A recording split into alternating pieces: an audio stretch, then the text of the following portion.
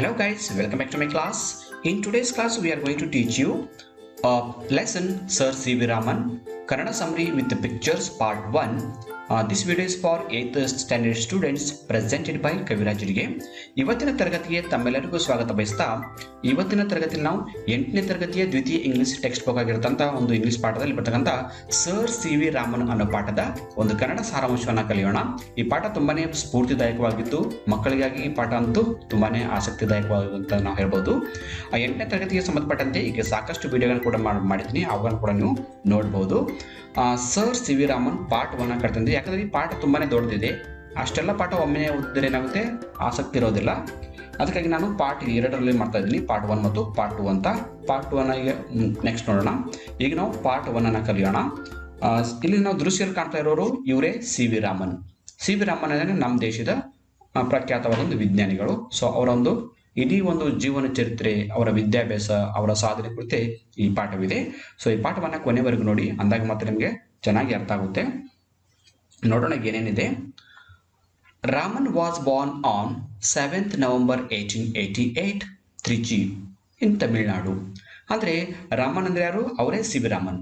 So Raman ಅವರು ಹುಟ್ಟಿದ್ದು 7ನೇ November 1888ರಂದು ತ್ರಿಚಿಯಲ್ಲಿ. Trichy ಅಂದ್ರೆ ಈಗಿನ ತಮಿಳುನಾಡು ಅಂತ ಹೇಳ್ತೀವಿ. ಅವಾಗ ಮದ್ರಾಸ್ ಪ್ರಾಂತ್ಯದಲ್ಲಿ ಬರ್ತಾ ಇತ್ತು. ಪೇರೆಂಟ್ಸ್, ಸೊ ಇವರ ತಂದೆ ತಾಯಿ ಯಾರು? ಚಂದ್ರಶೇಖರ್ ಅಯ್ಯರ್ ಅಂಡ್ ಪಾರ್ವತಿ ಅಮ್ಮಾಳ್. ಅಂದ್ರೆ ಸಿ.ವಿ. ರಾಮನ್ ಅವರ ತಂದೆ ಚಂದ್ರಶೇಖರ್ ಮತ್ತು ತಾಯಿ ಹೆಸರು ಪಾರ್ವತಿ. ನೆಕ್ಸ್ಟ್ ನೋಡ್ತೀವಿ, his father was the professor of physics at Hindu college Visakhapatnam. So ಈ ರಾಮನ್ ಅವ್ರ ತಂದೆ ಏನ್ ಮಾಡ್ತಾ ಇದ್ರು? ಅವರು ಪ್ರೊಫೆಸರ್ ಇದ್ರು. ಪ್ರೊಫೆಸರ್ ಅಂದ್ರೆ ಪ್ರಾಧ್ಯಾಪಕರು ಅಂತೀವಿ. ಸೊ ಪ್ರಾಧ್ಯಾಪಕರು ಅಂದ್ರೆ ಯಾರು? ಕಾಲೇಜಲ್ಲಿ ಕಲಿಸ್ತಕ್ಕಂಥ ಟೀಚರ್ಸ್ ಅನ್ನ ನಾವು ಪ್ರೊಫೆಸರ್ ಅಂತ ಕರಿತೀವಿ. ಸ್ಕೂಲಲ್ಲಿ ಕಲಿಸ್ತಕ್ಕಂಥ ಟೀಚರ್ಸ್ ಅನ್ನ ನಾವು ಟೀಚರ್ಸ್ ಅಂತ ಕರಿತೀವಿ. ಹೌದಾಯ್ತಾ? ಪ್ರೊಫೆಸರ್ ಅಂದ್ರೆ ಪ್ರೊಫೆಸರ್ ಆಫ್ ಫಿಸಿಕ್ಸ್. ಫಿಸಿಕ್ಸ್ ಅನ್ನೋದು ಒಂದು ವಿಷಯದ ಹೆಸರು. ವಿಷಯ ಈಗ ನೀವೆಲ್ಲ ಕಲ್ತೀವಲ್ಲ, ಮ್ಯಾಥಮೆಟಿಕ್ಸು, ಇಂಗ್ಲೀಷು, ಹಿಂದಿ ಅಂತ ಯಾವ ತರ ಸಬ್ಜೆಕ್ಟ್ ಇರುತ್ತೆ, ಆ ತರ ಫಿಸಿಕ್ಸ್ ಅನ್ನೋದು ಕೂಡ ಒಂದು ಸಬ್ಜೆಕ್ಟು. ಇಲ್ಲಿ ಫಿಸಿಕ್ಸ್ ಅಂದ್ರೆ ಭೌತಶಾಸ್ತ್ರ. ಯಾವುದು? ಭೌತಶಾಸ್ತ್ರ. ಸೊ ಇವ್ರ ತಂದೆಯವರು ಭೌತಶಾಸ್ತ್ರದ ಪ್ರಾಧ್ಯಾಪಕರಾಗಿದ್ರು. ಸೊ ಎಲ್ಲಿ ಪ್ರಾಧ್ಯಾಪಕರಾಗಿದ್ರು? ಹಿಂದೂ ಕಾಲೇಜ್ ವಿಶಾಖಪಟ್ಟಣ. ಅಂದ್ರೆ ವಿಶಾಖಪಟ್ಟಣದಲ್ಲಿ ಬರ್ತಕ್ಕಂಥ ಹಿಂದೂ ಕಾಲೇಜಲ್ಲಿ ಇವರು ಭೌತಶಾಸ್ತ್ರದ ಪ್ರಾಧ್ಯಾಪಕರಾಗಿ ಕೆಲಸವನ್ನ ಮಾಡ್ತಿದ್ರು. Raman completed his high school and college education in Hindu college high school. So ಈಗ ರಾಮನ್ ಅವ್ರ ಬಗ್ಗೆ, ರಾಮನ್ ಅವರು ತಮ್ಮ ಪ್ರೌಢ ಶಿಕ್ಷಣವನ್ನ ಮತ್ತು ಕಾಲೇಜ್ ಶಿಕ್ಷಣನ ಎಲ್ಲಿ ಮುಗಿಸಿದ್ರು ಅನ್ನೋದ್ರ ಬಗ್ಗೆ. ರಾಮನ್ ಅವರು ತಮ್ಮ ಹೈಸ್ಕೂಲ್ ಅನ್ನ ಮತ್ತು ಕಾಲೇಜ್ ಶಿಕ್ಷಣನ ಹಿಂದೂ ಕಾಲೇಜ್ ಹೈಸ್ಕೂಲಲ್ಲಿ ಮುಗಿಸಿದ್ರು. ಅಲ್ಲೇ ವಿಶಾಖಪಟ್ಟಣದಲ್ಲಿ ಬರ್ತಕ್ಕಂಥದ್ದೇ ಯಾವುದು? ಹಿಂದೂ ಕಾಲೇಜಲ್ಲಿ. He had been keen interest in science from boyhood days. ಇಲ್ಲಿ ಕೀನ್ ಇಂಟ್ರೆಸ್ಟ್ ಅಂದ್ರೆ ಏನು? ಅತೀವ ಆಸಕ್ತಿ, ಬಹಳ ಆಸಕ್ತಿ ಅಂತ. ಕೀನ್ ಅಂದ್ರೆ ಬಹಳ. ಅವರಿಗೆ ಇಲ್ಲಿ ಬಾಯ್ಹುಡ್ ಡೇಸ್ ಅಂತದಲ್ಲ, ಬಾಯ್ಹುಡ್ ಡೇಸ್ ಅಂದ್ರೆ ಬಾಲ್ಯದ ದಿನಗಳು. ಬಾಲ್ಯದ ದಿನಗಳು ಅಂದ್ರೆ ಗೊತ್ತಲ್ವಾ? ನಾವಲ್ಲಿ ಈಗ ನಿಮ್ದೆಲ್ಲ ನಿಮ್ಮ ವಯಸ್ಸೇನಿದೆ ಇದೆಲ್ಲ ಬಾಲ್ಯದ ದಿನಗಳು. ಅವರಿಗೆ ಬಾಲ್ಯದ ದಿನದಿಂದಲೇ ಕೂಡ ವಿಜ್ಞಾನದಲ್ಲಿ ಅತಿ ಆಸಕ್ತಿ ಇತ್ತು, ಬಹಳ ಆಸಕ್ತಿ ಇತ್ತು. ನೋಡಿ, ಬೆಳೆಯುವ ಸಿರಿ ಮೊಳಕೆಯಲ್ಲಿ ಅಂತ ಅಂತೀವಲ್ಲ, ಒಂದು ಮಗು ಮುಂದೆ ಏನಾಗುತ್ತೆ ಅನ್ನೋದು ಈಗ ಆ ಮಗುವಿನ ಒಂದು ಹವ್ಯಾಸಗಳು, ಅವನ ಹಾವಭಾವ ನೋಡಿದಾಗ ಗೊತ್ತಾಗುತ್ತೆ ಅಂತಾರಲ್ವಾ. ಅದೇ ತರ ರಾಮನ್ ಅವರ ಚಿಕ್ಕವರಿದ್ದಾಗ ಸೈನ್ಸ್ ಅಲ್ಲಿ ತುಂಬಾ ಆಸಕ್ತಿ ಇದ್ದದ್ದು ನೋಡಿದ್ರೆ ನಮ್ಗೆ ಏನಿಸುತ್ತೆ? ಮುಂದೊಂದು ದಿನ ಅವರು ವಿಜ್ಞಾನಿ ಆಗ್ಬೋದು ಅಂತ ಅನಿಸುತ್ತಲ್ವಾ? ಅದು ನಿಜ ಜೀವನದಲ್ಲಿ ಕೂಡ ಹಾಗೆ ಆಗಿದ್ದು. ಅವರಿಗೆ ವಿಜ್ಞಾನದಲ್ಲಿ ಅತಿ ಆಸಕ್ತಿ ಇತ್ತು. When he was a boy, he had made the model of a dynamo. ಅಂದ್ರೆ ಅವರು ಒಬ್ಬ ಚಿಕ್ಕ ಹುಡುಗ ಇದ್ದಾಗೆ, ಒಬ್ಬ ಬಾಲಕ ಇದ್ದಾಗೆ ಕೂಡ ಅವರು ಏನ್ ಮಾಡಿದ್ರು ಅಂದ್ರೆ ಒಂದು ಮಾಡೆಲ್ ಮಾಡಿದ್ರು. ನಾವೀಗ ವಸ್ತು ಪ್ರದರ್ಶನಕ್ಕೆ ಹೋದಾಗ ಸೈನ್ಸ್ ವಸ್ತು ಪ್ರದರ್ಶನ ಇರುತ್ತಲ್ವಾ, ವಿಜ್ಞಾನ ಪ್ರದರ್ಶನಗಳು, ಅಲ್ಲೆಲ್ಲ ನೀವು ಮಾಡೆಲ್ಗಳನ್ನ ಮಾಡ್ಕೊಂಡು ಹೋಗ್ತೀರಿ ನೋಡಿ, ಥರ್ಮಾಕೋಲ್ ಆಗಿರ್ಬೋದು ಅಥವಾ ಬೇರೆ ಯಾವ್ದಾದ್ರು ರಟ್ಟಿಂದಾಗಿರ್ಬೋದು. ಆ ತರ ಇವರು ಏನ್ ಮಾಡಿದ್ರೆ ಒಂದು ಡೈನಮೋದ ಮಾಡೆಲ್ ಮಾದರಿಯನ್ನ ಮಾಡಿದ್ರು. ಡೈನಮೋ ಅಂದ್ರೆ ಏನ್ ಗೊತ್ತಾ? ಒಂದು ವಿದ್ಯುತ್ತನ್ನ ತಯಾರು ಮಾಡತಕ್ಕಂಥ ಒಂದು ಶಾರ್ಟ್ ಆದ machine. During his school days he borrowed science books from college students and read them. ಇನ್ನು ಶಾಲಾ ದಿನಗಳಲ್ಲಿ ಅವರು ಮಾಡೆಲ್ ಮಾಡೋದು ಅಂತ ಗೊತ್ತಾಯ್ತು, ವಿಜ್ಞಾನದಲ್ಲಿ ಆಸಕ್ತಿ ಇತ್ತು ಅನ್ನೋ ಗೊತ್ತಾಯ್ತು.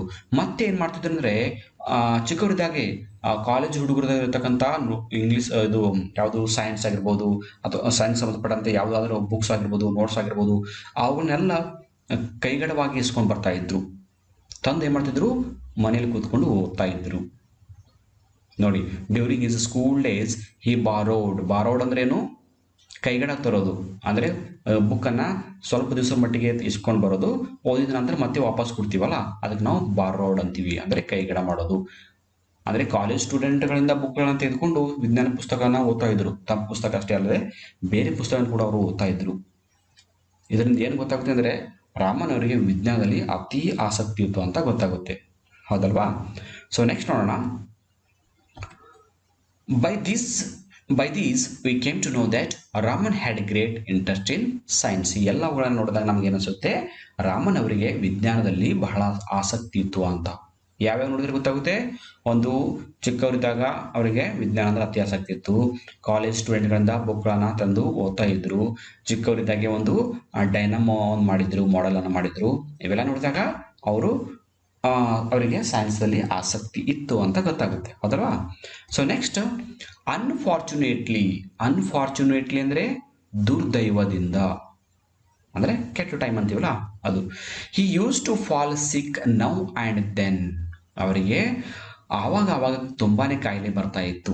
ರಾಮನ್ ಅವರು ಚಿಕ್ಕವರಿದ್ದಾಗ ಅವರಿಗೆ ಸಾಕಷ್ಟು ಜ್ವರ ಬರ್ತಾ ಇತ್ತು, ಕಾಯಿಲೆ ಬರ್ತಾ ಇತ್ತು. ಫಾಲ್ ಸಿಕ್ ಅಂದ್ರೇನು, ಕಾಯಿಲೆ, ಜ್ವರ. ನೌ ಆ್ಯಂಡ್ ದೆನ್ ಅಂದರೆ ಆವಾಗ ಅಂತ ಅರ್ಥ. So he was not possible to attend the school regularly ಅಂದರೆ ದಿನಾಲು. ಹೀಗಾಗಿ ಅವರಿಗೆ ದಿನಾಲು ಶಾಲೆಗೆ ಹೋಗೋಕೆ ಆಗ್ತಾ ಇರಲಿಲ್ಲ. ಸೊ ಗೊತ್ತಾಯ್ತಲ್ವಾ, ರಾಮನ್ ಅವರಿಗೆ ಡೈಲಿ ಸ್ಕೂಲಿಗೆ ಹೋಗೋಕೆ ಆಗ್ತಾ ಇರಲಿಲ್ಲ. ಯಾಕೆ ಆಗ್ತಾ ಇರಲಿಲ್ಲ, ಅವರಿಗೆ ಆವಾಗ ಕಾಯಿಲೆ ಬರ್ತಾ ಇತ್ತು. ಎಸ್. ಸೊ ನೆಕ್ಸ್ಟ್ ನೋಡೋಣ, ಅಬೌಟ್ ಹಿಸ್ ಎಜುಕೇಶನ್. ಈಗ ನಾವು ಬಾಲ್ಯ ದಿನಗಳ ಬಗ್ಗೆ ತಿಳ್ಕೊಂಡಿವಿ. ಈಗ ಅವ್ರದ್ದು ಶಿಕ್ಷಣ ಬಗ್ಗೆ, ಎಜುಕೇಶನ್ ಬಗ್ಗೆ, ಏನೇನು ಕಲ್ತರು, ಎಲ್ಲೆಲ್ಲಿ ಕಲ್ತರು ಮತ್ತು ಯಾವ ದರ್ಜೆಯಲ್ಲಿ ಪಾಸ್ ಆದರು ಅದನ್ನು ಸ್ಟಡಿ ಮಾಡೋಣ. He passed matriculation examination and got first class at the time he was only a boy of 12. ಅಂದರೆ ಇವರು ಮ್ಯಾಟ್ರಿಕ್ಯುಲೇಷನ್ ಎಕ್ಸಾಮಿನೇಷನ್ ಅಂದರೆ ಪರೀಕ್ಷೆ. ಮ್ಯಾಟ್ರಿಕ್ಯುಲೇಷನ್ ಅಂದರೆ SSLC ಪರೀಕ್ಷೆನೇ ನಾವು ಆವಾಗ ಮ್ಯಾಟ್ರಿಕ್ಯುಲೇಷನ್ ಅಂತ ಕರ್ತಿದ್ರು. 10ನೇ ತರಗತಿಯನ್ನ ಮ್ಯಾಟ್ರಿಕ್ಯುಲೇಷನ್ ಅಂತ ಕರ್ತಾ ಇದ್ರು. ಆದರೆ ಹೈಸ್ಕೂಲ್ ಎಜುಕೇಷನ್ ಅನ್ನು ಅವರು 10th ಎಕ್ಸಾಮ್ ಅನ್ನ ಪಾಸ್ ಆದರು. ಹೆಂಗೆ ಪಾಸ್ ಆದಂದ್ರೆ ಗಾಟ್ ಫಸ್ಟ್ ಕ್ಲಾಸಲ್ಲಿ ಪಾಸ್ ಆದರು. ಸೊ ಅವ್ರು ಪಾಸ್ ಆದಾಗ ಅವ್ರ ವಯಸ್ಸು ಎಷ್ಟೈತಂದ್ರೆ 12 ವರ್ಷದ ಒಂದು ವಯಸ್ಸಾಗಿತ್ತು. ಈ pass his intermediate exam from Hindu college. ಸರಿ, ಈಗ ಮ್ಯಾಟ್ರಿಕ್ಯುಲೇಷನ್ ಮುಗಿದ್ಮೇಲೆ ಏನು ಮಾಡ್ತಾರೆ, PUC ಮಾಡ್ತಾರೆ, ಅಂದರೆ ಕಾಲೇಜ್ಗೆ ಹೋಗ್ತಾರೆ. ಸೊ ಕಾಲೇಜಲ್ಲಿ ಇಂಟರ್ಮೀಡಿಯೇಟ್ ಎಕ್ಸಾಮ್ ಕೂಡ ಅವರು ಹಿಂದೂ ಕಾಲೇಜಲ್ಲೇ ಮುಗಿಸಿ ಅದು ಕೂಡ ಪಾಸ್ ಆದರು. ಅಂದರೆ 10th ಪಾಸ್ ಆದರು, PUC ಕೂಡ ಪಾಸ್ ಆದರು ಅಂತ. Next, Raman studied BA presidency college Madras. So Raman ಅವರು BA ಎಲ್ಲಿ ಕಲ್ತಾರಂದ್ರೆ, BA ಅಂದ್ರೆ ಗೊತ್ತಲ್ವಾ, BA ಅಂದರೆ bachelor of arts. B means bachelor, A means arts. Bachelor of arts ಅನ್ನೋ ಒಂದು ಪದವಿಯನ್ನ, ಅಂದರೆ PUC ನಂತರ ಡಿಗ್ರಿ ಮಾಡ್ತಾರಲ್ವಾ ಅದಕ್ಕೆ ನಾವು ಪದವಿ ಅಂತೀವಿ. ಸೊ ಡಿಗ್ರಿಯನ್ನು ಎಲ್ಲಿ ಮುಗಿಸೋದಂದ್ರೆ ಪ್ರೆಸಿಡೆನ್ಸಿ ಕಾಲೇಜ್ ಮದ್ರಾಸ್, ಅಂದರೆ ಮದ್ರಾಸಲ್ಲಿ ಬರ್ತಕ್ಕಂಥ ಪ್ರೆಸಿಡೆನ್ಸಿ ಕಾಲೇಜಲ್ಲಿ. ನೆನಪಿಟ್ಕೊಳ್ಳಿ, ಅವ್ರ ಹೈಸ್ಕೂಲು ಕಾಲೇಜೆಲ್ಲ ಮುಗಿದು ಹಿಂದೂ ಕಾಲೇಜಲ್ಲಿ, ಆಮೇಲೆ BA ಡಿಗ್ರಿ ಮುಗಿದಿದ್ದು ಪ್ರೆಸಿಡೆನ್ಸಿ ಕಾಲೇಜಲ್ಲಿ. ಸೊ ಡಿಗ್ರಿ ಯಾವ ಥರ ಪಾಸ್ ಆದರು, securing first rank and number of prizes. Wow, ನೋಡಿ ಅವರು ಡಿಗ್ರಿಯನ್ನು BAಯನ್ನು ಫಸ್ಟ್ ರ್ಯಾಂಕಲ್ಲಿ ಪಾಸ್ ಆದರು. ಅಷ್ಟೇ ಅಲ್ಲದೆ ಅವರಿಗೆ ಸಾಕಷ್ಟು ಪ್ರೈಸ್ಗಳು ಕೂಡ ಬಂದು. ಇದು ತುಂಬಾನೇ ಸ್ಫೂರ್ತಿದಾಯಕ ಅಲ್ವಾ ಮಕ್ಕಳೇ? ತಾವು ಕೂಡ ಈ ಥರ ಪಾಸ್ ಆಗ್ತಕ್ಕಂಥ ಪ್ರಯತ್ನ ಮಾಡಬೇಕು. ರೆಗ್ಯುಲರ್ ಆಗಿ ಸ್ಟಡಿ ಮಾಡಿದರೆ ಖಂಡಿತವಾಗಲೂ ರ್ಯಾಂಕ್ ಬರೋದು ದೊಡ್ಡ ವಿಷಯನೇ ಅಲ್ವಲ್ವಾ? ಸೊ ನೆಕ್ಸ್ಟ್ ನೋಡಿ, his relative forced him to take history and economics in BA. ಆದರೆ ಮುಂದೆ ಏನಾಗ್ತಂದ್ರೆ BAಲಿ, ಅಂದರೆ BA ಪಾಸ್ ಆಗಿದ್ರು, ಬಟ್ BA ಪಾಸ್ ಆಗೋಕ್ಕಿಂತ ಮುಂಚೆ ಅವ್ರ ರಿಲೇಟಿವ್ಸ್ ಎಲ್ಲ ಹೇಳ್ತಿದ್ರು ಏನಂತ, ನೋಡು ಸೈನ್ಸ್ ಮಾಡಿದ್ರೆ ನಿನಗೆ ತುಂಬಾನೇ ಕಷ್ಟ ಆಗುತ್ತೆ, ಮೇಲಾಗಿ ನಿನಗೆ ಆವಾಗ ಕಾಯಿಲೆ ಬರುತ್ತೆ, ಕಾಲೇಜ್ಗೆ ರೆಗ್ಯುಲರ್ ಆಗಿ ಹೋಗೋಕೆ ಆಗಲ್ಲ, ಅದಕ್ಕೆ ನೀನು ಏನು ಮಾಡು, ಆರ್ಟ್ಸ್ ಮಾಡು, ಹಿಸ್ಟ್ರಿ ಮತ್ತು ಎಕನಾಮಿಕ್ಸ್ ಅನ್ನು ಓದು ಅಂತ ಹೇಳ್ತಿದ್ರು. ಸೊ ಹಿಸ್ಟ್ರಿ ಅಂದರೆ ಯಾವುದು, ಇತಿಹಾಸ. ನೀವೆಲ್ಲ ನೋಡ್ತೀವಲ್ಲ ಇತಿಹಾಸ, ಹೌದಲ್ಲ, ಸಮಾಜಶಾಸ್ತ್ರ ಅಂತ ಕರಿತೀವಲ್ಲ, ಸಮಾಜಶಾಸ್ತ್ರ ಇತಿಹಾಸ ಎಲ್ಲ ನಿಮ್ಗೆ ಕೂಡಿರುತ್ತೆ. ಸೊ ಅಲ್ಲಿ ಡಿಗ್ರಿಯಲ್ಲಿ ಇತಿಹಾಸ ಅಂತ ಒಂದು ಸೆಪ್ರೇಟ್ ಸಬ್ಜೆಕ್ಟ್ ಇರುತ್ತೆ. ಹಿಸ್ಟ್ರಿ ಅಂದರೆ ಇತಿಹಾಸ. ಆ್ಯಂಡ್ ಎಕನಾಮಿಕ್ಸ್, ಎಕನಾಮಿಕ್ಸ್ ಅಂದರೆ ಅರ್ಥಶಾಸ್ತ್ರ. ಇದು ಅರ್ಥಶಾಸ್ತ್ರ ಅಂದರೆ ಹಣಕಾಸಿನ ವಿಷಯಕ್ಕೆ ಸಂಬಂಧಪಟ್ಟಂಥ ಒಂದು ಶಾಸ್ತ್ರ ಇರುತ್ತೆ. ಅರ್ಥ ಅಂದರೆ ಹಣ ಅಂತ ಇಲ್ಲ ಅರ್ಥ. ಮತ್ತು ಈ ಇತಿಹಾಸ ಮತ್ತು ಅರ್ಥಶಾಸ್ತ್ರವನ್ನು ತೆಗೆದುಕೊಂಡು ಓದು ಈಸಿ ಆಗುತ್ತೆ ಅಂತ ಅವರು ಸಂಬಂಧಿಕರೆಲ್ಲ ಹೇಳ್ತಾರೆ. ರಿಲೇಟಿವ್ಸ್ ಅಂದರೆ ಸಂಬಂಧಿಕರು. But Raman rejected their advice. ಆದರೆ ಅವ್ರು ಕೊಟ್ಟಂಥ ಸಲಹೆ ರಾಮನ್ ಮಾತ್ರ ಒಪ್ಕೊಳ್ಳಿಲ್ಲ, ತಿರಸ್ಕಾರ ಮಾಡ್ದ. ನಾನು ಎಕನಾಮಿಕ್ಸ್ ಮತ್ತು ಹಿಸ್ಟ್ರಿ ತೆಗೆದುಕೊಳ್ಳಲ್ಲ ಅಂತಂದ. ಯಾಕಂದ್ರು because he had made up his mind to study science. ಯಾಕಂದರೆ ಅವರು ಮನಸ್ಸು ನಿಶ್ಚಯ ಮಾಡಿದ್ರು ಮನಸ್ಸಿನಲ್ಲಿ, ಏನಂತ, ನಾನು ಮಾಡಿದ್ರೆ ಸೈನ್ಸೇ ಮಾಡಬೇಕು, ಸೈನ್ಸೇ ಕಲಿಬೇಕು ಅಂತ ಅವ್ರ ಮನಸ್ಸಿನಲ್ಲಿ ದೃಢವಾಗಿ ನಿರ್ಧರಿಸಿದ್ರು. So he took physics. ಅದಕ್ಕಾಗಿ ಏನು ಮಾಡಿದ್ರು, BAಯಲ್ಲಿ ಫಿಸಿಕ್ಸನ್ನೇ ತೆಗೆದುಕೊಂಡ್ರು. ಅದಕ್ಕೆ ಮಕ್ಕಳು, ನಾವು ಯಾವಾಗಲೂ ಏನಾದರೂ ಜೀವನದಲ್ಲಿ ಸಾಧನೆ ಮಾಡಬೇಕಂದ್ರೆ ನಿಖರವಾದಂಥ ಒಂದು ಗುರಿ ಮನಸ್ಸಿನಲ್ಲಿ ಇರಬೇಕು. ಅಂದಾಗ ಮಾತ್ರ ನಾವು ಅಚೀವ್ಮೆಂಟಾಗಿ ಮಾಡ್ತೀವಿ. ಸುಮ್ಮನೆ ಇವತ್ತೊಂದು ಗುರಿ ಬೇರೆ, ನಾಳೆ ಒಂದು ಗುರಿ ಬೇರೆ, 8ನೇ ತರಗತಿ ಇದ್ದಾಗ ಒಂದು ಗುರಿ ಬೇರೆ, 9ನೇ ತರಗತಿ ಇದ್ದಾಗ ಒಂದು ಗುರಿ ಬೇರೆ, 10ನೇ ಹೋದಾಗ ಒಂದು ಗುರಿ ಬೇರೆ ಅಂದರೆ ನಾವು ಗುರಿ ಮುಟ್ಟೋದು ಖಂಡಿತವಾಗೂ ಸಾಧ್ಯ ಆಗೋದಿಲ್ಲ. ಅದಕ್ಕಾಗಿ ಫೋಮ್ ಆದಂಥ ಒಂದು ನಿರ್ಧಾರ ಇರಬೇಕು. ಇಲ್ಲಿ ನೋಡಿ, ಇಲ್ಲಿ ಯಾವ ಥರ ಹೇಳಿದ್ರು, ಮೇಡಪ್ ಹಿಸ್ ಮೈಂಡ್. ಮೇಡಪ್ ಅಂದರೆ ದೃಢವಾಗಿ ನಿರ್ಧಾರ ಮಾಡಿದ್ರು ಅಂತ.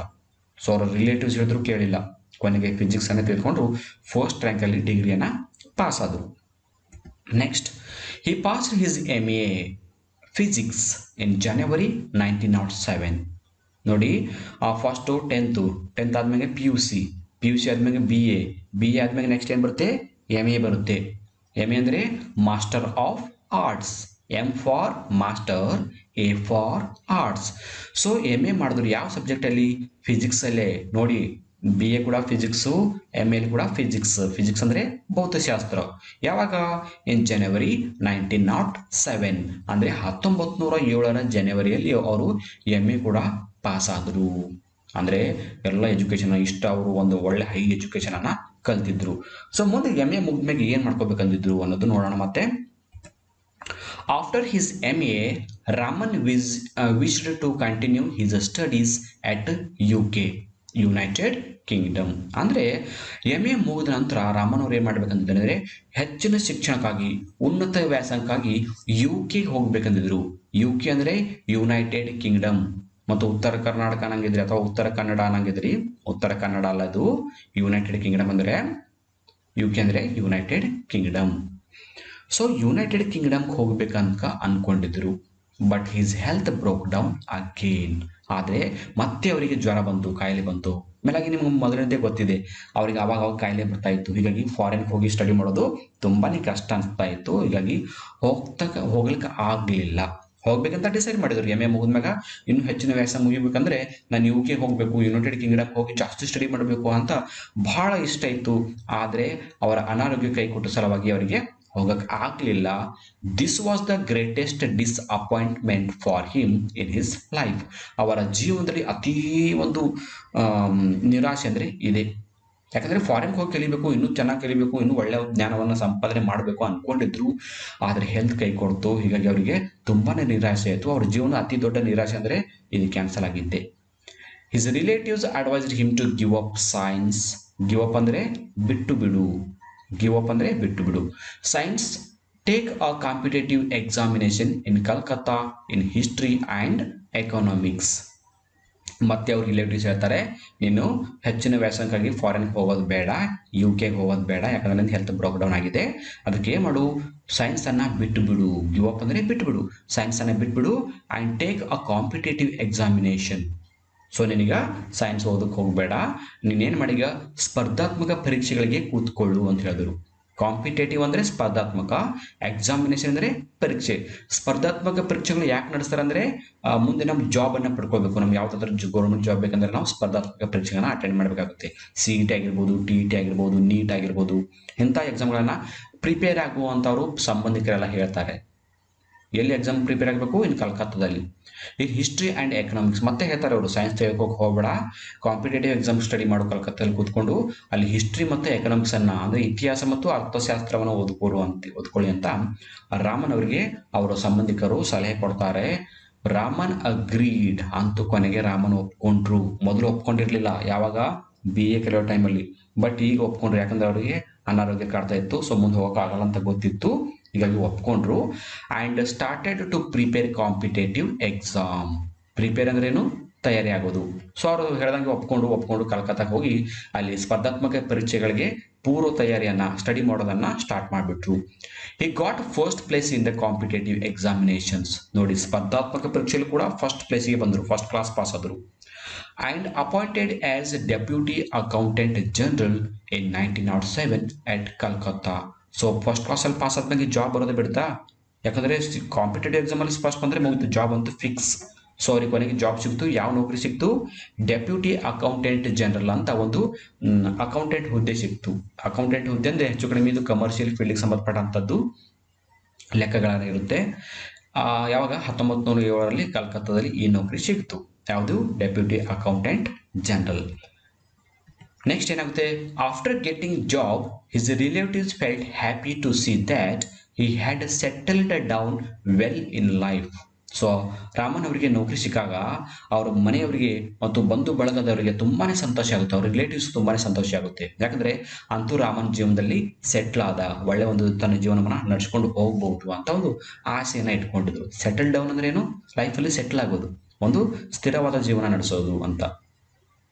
But Raman was not happy. ಆದರೆ ರಾಮನ್ ಅವರಿಗೆ ಕೂಡ ಜಾಬ್ ಬಂದರೂ ಕೂಡ, ನೌಕರಿ ಬಂದರೂ ಕೂಡ ಅವರಿಗೆ ಸಂತೋಷ ಅನಿಸ್ಲಿಲ್ಲ. ಸೊ ಗೆಸ್ ಮಾಡಿ ಯಾಕೆ ಸಂತೋಷ ಅವ್ರಿಗೆ ಹ್ಯಾಪಿ ಅನಿಸ್ಲಿಲ್ಲ? ಅವ್ರ ರಿಲೇಟಿವ್ಸ್ ಹ್ಯಾಪಿ ಅನಿಸ್ತು, ಅವ್ರ ಮನೆಯವರಿಗೆಲ್ಲ ಹ್ಯಾಪಿ ಅನಿಸ್ತು. ಆದರೆ ರಾಮನ್ ಅವರಿಗೆ ಜಾಬ್ ಅಂದು ಕೂಡ ಹ್ಯಾಪಿ ಅನಿಸಲಿಲ್ಲ. ಯಾಕಂದ್ರೆ ಅವರಿಗೆ ಈ ಥರದ ಒಂದು ಅಕೌಂಟೆಂಟ್ ಹುದ್ದೆಯಲ್ಲಿ ಯಾವುದೊಂದು ಕ್ಲರ್ಕೋ ಅಥವಾ ಯಾವುದೋ ಒಂದು ಅಕೌಂಟೆಂಟ್ ಜನರಲ್ ಆಗಿ, ಡೆಪ್ಯೂಟಿ ಅಕೌಂಟೆಂಟ್ ಜನರಲ್ ಆಗಿ ಅವ್ರು ನೌಕರಿ ಮಾಡೋದು ಅವ್ರಿಗೆ ಇಷ್ಟ ಇರಲಿಲ್ಲ. ಅವ್ರಿಗೆ ಸೈಂಟಿಸ್ಟ್ ಆಗಬೇಕಂತ ಇಷ್ಟ ಇತ್ತು. ಅದಕ್ಕೆ ಅವರು ಸೈನ್ಸ್ ಬಗ್ಗೆ ತುಂಬಾ ಇಂಟ್ರೆಸ್ಟ್ ಕೊಟ್ಟು ಹೋಗ್ತಾ ಇದ್ದರು. ಅದಕ್ಕಾಗಿ ಅವರಿಗೆ ಹ್ಯಾಪಿ ಆಗಲಿಲ್ಲ. ಹಿ was not happy with that post. ಅವರಿಗೆ ನೌಕರಿ ಆಗಿದ್ದನ್ನು ಕೂಡ ಹ್ಯಾಪಿ ಅನಿಸಲಿಲ್ಲ ಮತ್ತು ಆ ಹುದ್ದೆಯಲ್ಲಿ ಇರೋದು ಕೂಡ ಅವರಿಗೆ ಸಂತೋಷ ಅನಿಸಲಿಲ್ಲ. Because his ambition was to become a scientist. Ambition ಅಂದ್ರೇನು? ಗುರಿ. ಗುರಿ ಗೊತ್ತಲ್ವಾ? ಗುರಿ.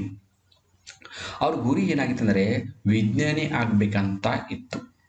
ಸೊ ಆ ವಿಜ್ಞಾನಿ ಆಗ್ಬೇಕಂತ ಗುರಿ ಇದ್ದವರಿಗೆ ಯಾವುದೋ ಒಂದು ಅಕೌಂಟೆಂಟ್ ಜನರಲ್ ಅಥವಾ ಒಂದು ಕ್ಲರ್ಕ್ ಹುದ್ದೆ ಕೊಟ್ಟರೆ ಸಮಾಧಾನ ಆಗುತ್ತಾ? ಆಗೋದಿಲ್ಲ. ಅವ್ರಿಗೆ ಕೂಡ ಸಮಾಧಾನ ಆಗಲಿಲ್ಲ. He felt like a fish out of water in his new post. So ಆ ಹೊಸ ಹುದ್ದೆಯಲ್ಲಿ ಅವ್ರ ಜೀವನ ಹೆಂಗೆ ಅನಿಸ್ತಂದ್ರೆ ನೀರಿನಿಂದ ಹೊರಗೆ ತೆಗೆದ ಮೀನ ಯಾವ ಥರ ಆಗುತ್ತೆ ಆ ಥರ. ನೋಡಿ, ಮೀನು ನೀರಲ್ಲಿದ್ದಾಗ ಹ್ಯಾಪಿಯಾಗಿ ಎಂಜಾಯ್ ಮಾಡ್ತಾ ಸ್ವಿಮ್ ಮಾಡ್ತದೆ, ಹೌದಲ್ವಾ? ಸೊ ಅದೇ ಮೀನನ್ನು ನೀರಿನಿಂದ ಹೊರಗೆ ತೆಗೆದಾಗ ಏನಾಗುತ್ತೆ? ಅದು ವಿಲಿ ವಿಲಿ ಒದ್ದಾಡುತ್ತೆ. ಯಾಕಂದ್ರೆ ನೀರು ಬಿಟ್ಟು ಮೀನಿಗೆ ಬದುಕೋಕೆ ಆಗೋದಿಲ್ಲ. ಅದೇ ಥರ ಇಲ್ಲಿ ರಾಮನ್ ಅವರಿಗೆ ಕೂಡ ಆ ಒಂದು ಹುದ್ದೆಯಲ್ಲಿ ಇರಲಿಕ್ಕೆ ಇಷ್ಟ ಆಗಲಿಲ್ಲ. ಅವ್ರ ಜೀವನ ವಿಲಿ ವಿಲಿ ಒದ್ದಾಡ್ತಾ ಇತ್ತು. ನಾನು ಯಾವಾಗ ಸೈಂಟಿಸ್ಟ್ ಆಗಲಿ, ಯಾವಾಗ ಈ ಪೋಸ್ಟನ್ನು ಬಿಟ್ಟು ಹೋಗಲಿ ಅಂತ ಬಡ್ದಾಡ್ತಾ ಇದ್ರು. ಹಿ still had hopes of becoming a scientist and was waiting for on opportunity. Opportunity ಅಂದರೆ ಅವಕಾಶ, ಸದಾವಕಾಶ ಅಂತೀವಲ್ಲ, ಅವಕಾಶಕ್ಕಾಗಿ ಕಾಯ್ತಾ ಇದ್ರು. ಅಂದರೆ ಅವರಿಗೆ ವಿಜ್ಞಾನಿ ಆಗ್ಲಿಕ್ಕೆ ಆಗಲೇ ಇಲ್ಲ. ಅಂತೂ ಆ ಒಂದು ಕ್ಲರ್ಕ್ ಹುದ್ದೆಯಲ್ಲಿ ಜಾಬನ್ನು ಮಾಡ್ತಾ ಇದ್ರು. ಸೊ ಮಾಡಿದ್ರು ಕೂಡ ಮನಸ್ಸಿನಲ್ಲಿ ಒಂದು ದೃಢವಾದ ನಿರ್ಧಾರ ಮಾಡಿದ್ರು. ಏನಂತ? ನಾನು ಯಾವುದೇ ಕಾರಣಕ್ಕೂ ಇದು ಬಿಟ್ಕೊಡೋದಿಲ್ಲ, ನಾನು ಸೈಂಟಿಸ್ಟ್ ಆಗೇ ಆಗ್ತೀನಿ, ಆ ಒಂದು ಅವಕಾಶಕ್ಕಾಗಿ ಕಾಯ್ತಾ ಇದ್ದೀನಿ ಅಂತ ಹೇಳ್ತಾ ಇದ್ರು. ಸೊ ಅವಕಾಶ ಕೂಡಿ ಬರಲಿ, ಅವಕಾಶ ಕೂಡಿ ಬಂದಾಗ ನಾನು ಮತ್ತೆ ಸೈಂಟಿಸ್ಟ್ ಆಗೇ ಆಗ್ತೀನಿ ಅಂತ ಒಂದು ದೃಢವಾದ ನಿರ್ಧಾರವನ್ನು ಅವರು ಮನಸ್ಸಿನಲ್ಲಿ ಇಟ್ಕೊಂಡಿದ್ರು. ಸೊ ಈ ಥರವಾದ ದೃಢವಾದ ಗುರಿ ನಿಮ್ಮ ಹತ್ರ ಕೂಡ ಇರಬೇಕು ಅನ್ನೋದೇ ಈ ಪಾಠದ ಒಂದು ಸಾರಾಂಶ. ಸೊ ಈ ಪಾಠದ ಮೂಲಕ ನಾವು ಏನು ತಿಳ್ಕೊತೀವಿ ಅಂದರೆ, ರಾಮರು ಎಷ್ಟು ಚೆನ್ನಾಗಿ ಸ್ಟಡಿಯನ್ನು ಮಾಡ್ತಿದ್ರು. ಅವರ ಆರೋಗ್ಯ ಕೈ ಕೊಟ್ಟರು ಕೂಡ ಅವರು ತಮ್ಮ ಸ್ಟಡಿಯನ್ನು ಬಿಡಲಿಲ್ಲ. ಮತ್ತು ಈ ಒಂದು ಅವ್ರಿಗೆ ಬೇಕಾದಂಥ ಇಷ್ಟಪಡಲಾದ ಹುದ್ದೆ ಜಾಬ್ ಸಿಕ್ಕರು ಕೂಡ ಅವರು ಸೈಂಟಿಸ್ಟ್ ಆಗೇ ಆಗ್ತೀನಿ ಅಂತ ಒಂದು ದೃಢವಾದ ಒಂದು ನಿರ್ಧಾರವನ್ನು ಕೈಗೊಂಡಿದ್ರು. ಇವೆಲ್ಲ ಇಂಥ ಒಂದು ಗುಣ ನಿಮ್ಮ ಹತ್ರನೂ ಬೆಳೀಲಿ ಅಂತಕ್ಕಂಥದ್ದೇ ಈ ಪಾಠದ ಉದ್ದೇಶ. ಸೊ ಈಗ ಇಲ್ಲಿಗೆ ಪಾಠವನ್ನು ಸ್ಟಾಪ್ ಮಾಡೋಣ. ಇನ್ನೂ ಅರ್ಧ ಪಾಠವನ್ನು ಪಾರ್ಟ್ 2 ಅಲ್ಲಿ ಮಾಡ್ತೀನಿ. ಸೊ ಆ ವಿಡಿಯೋನು ಕೂಡ ನೋಡಿ, ಅಂದಾಗ ಮಾತ್ರ ಈ ಪಾಠಕ್ಕೆ ಸಂಬಂಧಪಟ್ಟಂತೆ ನಿಮ್ಗೆ ಚೆನ್ನಾಗಿ ಅರ್ಥ ಆಗುತ್ತೆ. ಸೊ 8ನೇ ತರಗತಿ ಈ ಪಾಠವನ್ನು ನಿಮ್ಮ ಎಲ್ಲ ಫ್ರೆಂಡ್ಸ್ ಜೊತೆ ಕೂಡ ಶೇರ್ ಮಾಡ್ಕೊಳ್ಳಿ. ಅವರಿಗೆ ಕೂಡ ಸ್ಟಡಿ ಮಾಡೋದು ತುಂಬಾ ಅನುಕೂಲ ಆಗುತ್ತೆ. ಮತ್ತು ಈ ಪಾಠಕ್ಕೆ ಸಂಬಂಧಪಟ್ಟಂತೆ ನಿಮ್ಗೆ ಏನಾದರೂ ಡೌಟ್ಸ್ ಇದ್ದರೆ ಕಾಮೆಂಟ್ ಬಾಕ್ಸಲ್ಲಿ ನೀವು ಡೌಟ್ ಕೂಡ ಕೇಳಬಹುದು. So thank you all for watching the video. If you like the video, subscribe to our channel to get more videos. Thank you all.